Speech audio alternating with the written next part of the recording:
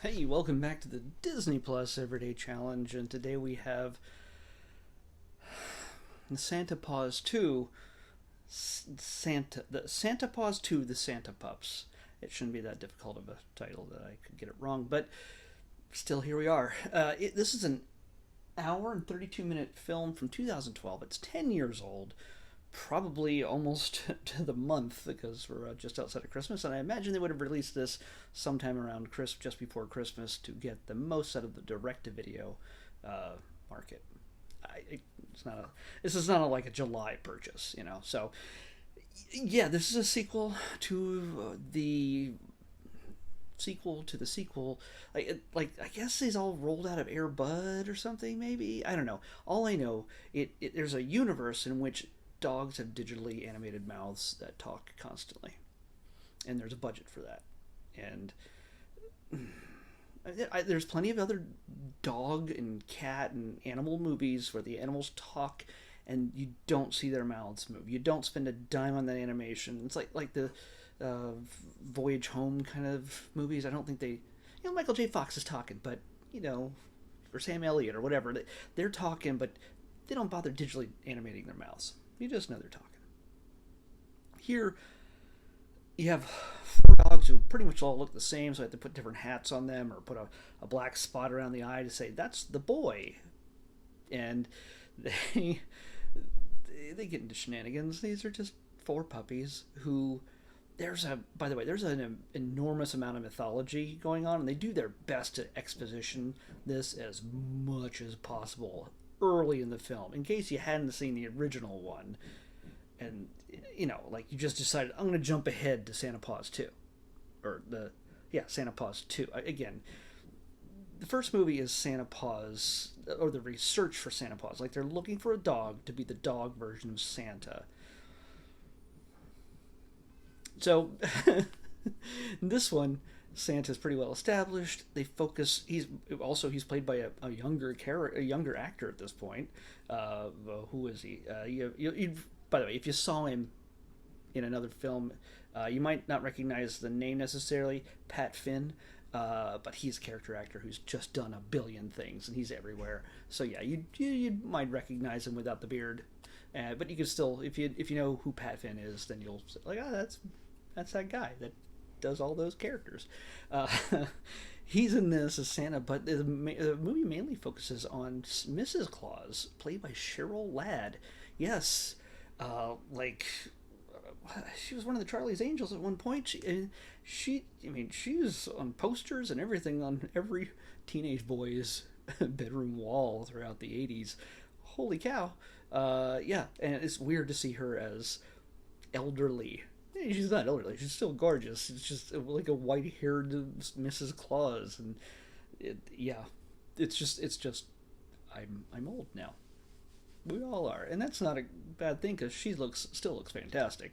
But yeah, the main person who's carrying most of the heavy weight in this is Danny Woodburn, who is a little person actor who, whenever you need an elf with a lot of dialogue and character and chops, you go to Danny because he's the guy. Whether it's I think he was in Bad Santa also.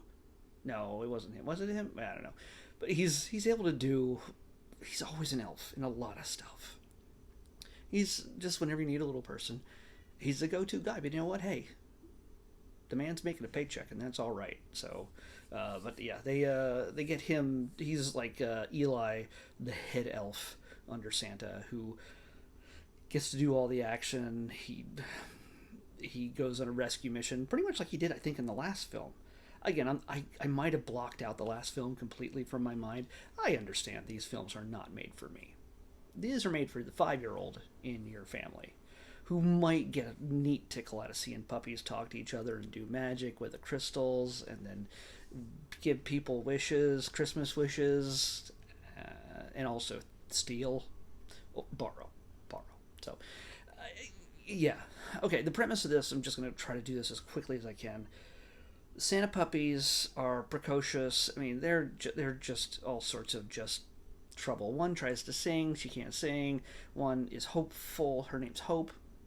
The boy, of course, is a troublemaker, always getting his three sisters into trouble.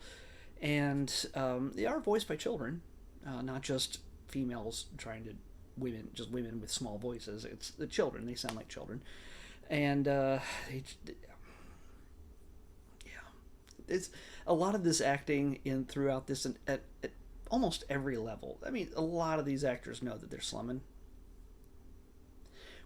but that's all right. Hey, it's a paycheck. You know what? I'm not going to begrudge them that.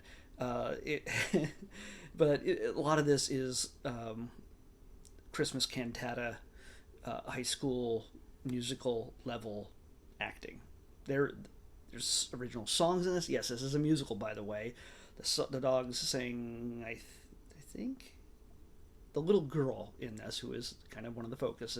She's the one with the most Christmas spirit. Her name is Sarah, but she's played by Caitlin Marr, and she's adorable. She's like missing teeth, and she has actually a pretty good singing voice. She's really good, and actually with a little bit more zhuzh, a little bit more flair than a kid her age normally would have. I think she's been in some other stuff where she had to sing.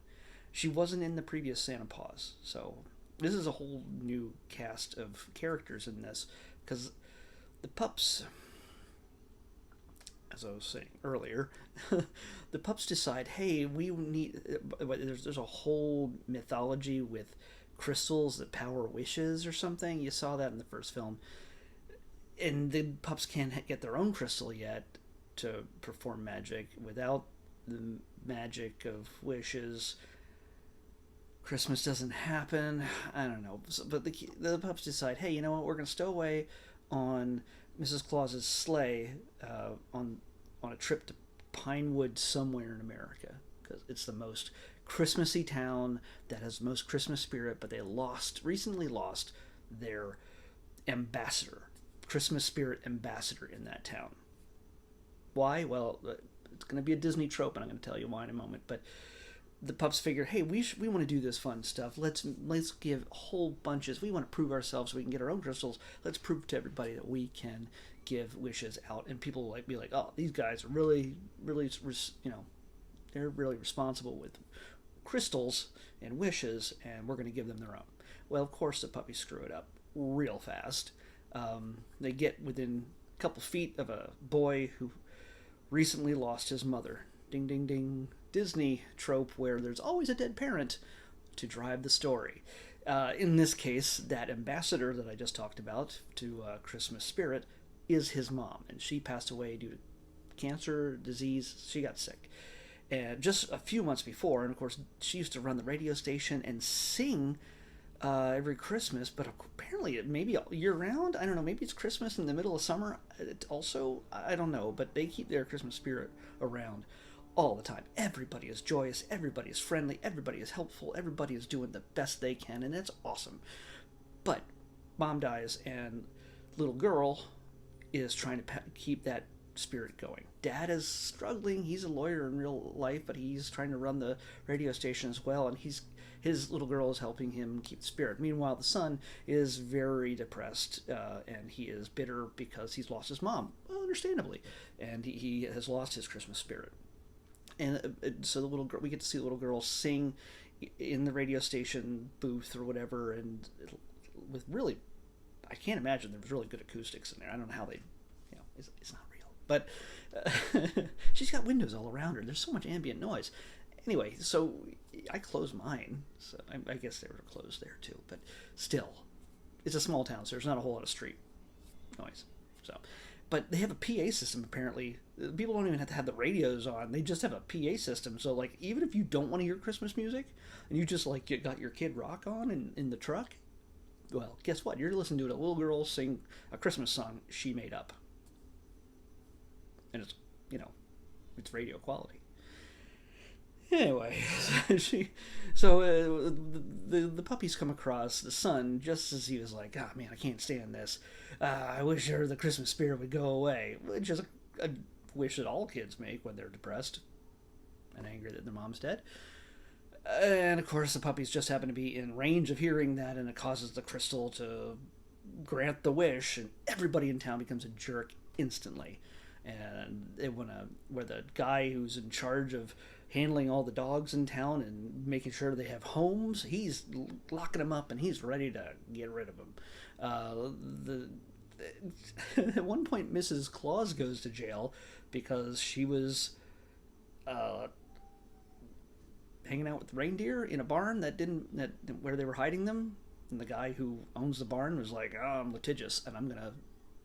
She's Mrs. Kane, by the way. She uses another name, so to disguise her identity. And there's another, like, a trio of women that are in town that are usually very friendly and bright, and they seem to have Christmas spirit, but they're also just sort of busybodies. Imagine the Christmas the hocus pocus women, but super positive Christmassy, I guess. The kind of characters you would only see in a Christmas musical.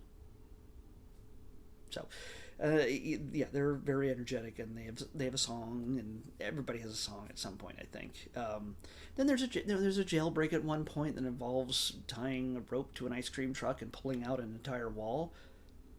So, yeah, there's all sorts of just crazy stuff going on here. Lots of singing and dancing. Right off the bat, just when you get to introduce the mayor and the characters of the town, just the town itself is just a joyous spectacle. And by a few minutes in, it's misery, and everybody's like, "Screw the radio station, we don't want Christmas around. Why bother putting up the tree?" And it's up to the puppies and Mrs. Claus to bring it all back. And it's crystal powers draining, and they got to do something, but only the puppies can bring it back because they're the ones who made the wish. So they got to get everybody in the right place at the right time before it all runs out. It's a ticking clock. Yes, that's the way it works. It's not a good movie by any stretch of the imagination. But again, also, it's not made for me. It's not made for somebody with my high-mindedness feelings about film. It's made for 5-year-olds who like puppies that talk, and cute little girls who look just like them and sing pretty songs about Christmas.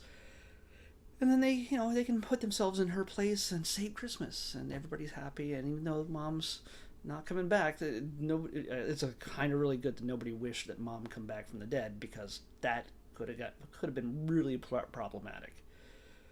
That's probably would have been a weird dark angle. You would have gotten a zombie, or you would have gotten her back, and then everybody in town would be like, "What the heck is going on? Is there a puppy Jesus around, like raising people from the dead?" We don't want that. Oh man, I just wrote Santa Paws 3. But it's like a dark, it's a socio-religious political thriller. Nobody needs that. Other people in this beyond Cheryl Ladd, the dad is played by George Newbern. You've seen him in a bunch of stuff. I think he was in Scandal and stuff like that. But yeah, there's this is, I think, was direct to video, and I might be the first person to probably watch this on Disney Plus, maybe. I mean, Disney Plus has been around for almost 3 years now. Maybe somebody watched it in the previous Christmas times, because nobody's watching it in the middle of July. I can't imagine. Like, unless the kids want to torture their parents, but I don't know. This is not the kind of thing you're going to want to, like, hey, you know what, kids? We ran out of all the Christmas movies. Let's watch this next, because you don't want to get to this point. I'm sure everybody worked hard on this, and the songs are all right. They're not gonna they don't stick in your head or anything. It's not like you're gonna keep them forever in your heart. But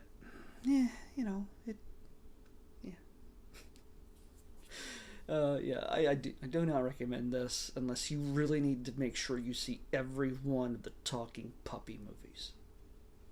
That's the only reason. Let's pick tomorrow's episode.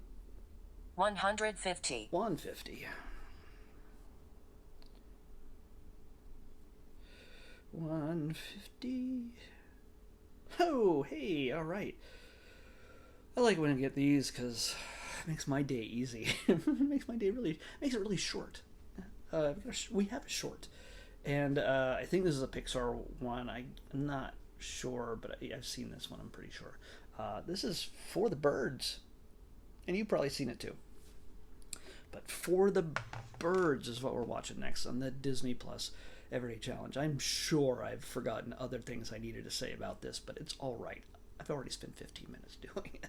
For the Birds on the next Disney Plus Everyday Challenge. See you back here tomorrow.